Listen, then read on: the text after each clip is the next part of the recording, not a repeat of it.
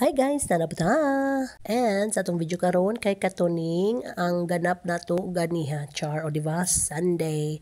Sayo kay kuni adto og merkado like alas 5 pa kay open na mo ang gate ni. Unya ni adto kog merkado dool ra kay ang merkado namo diri siguro mga 2 minutes lang nga drive char o diba 2 to 3 minutes o basta dool ra jud kay siya.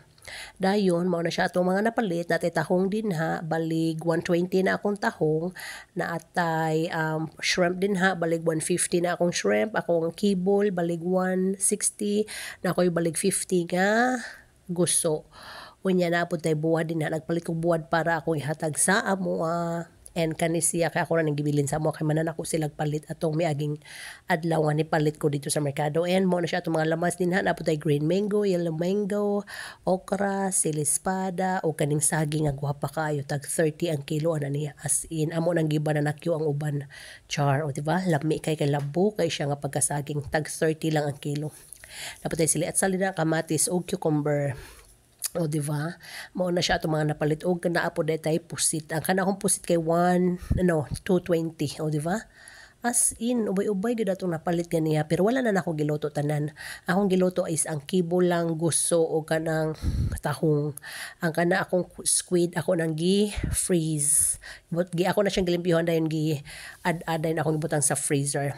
Dayon mao na siya nga to ang gusto ako na siyang giluto kay mo anhi ako ang mother og sister o diba kauban mi man ni Odto. Ug unya nagluto pud ko sa ako ang kibol og tahong. Nagisara kog lamas mura rin siya adobo style nga ako nga pagaluto.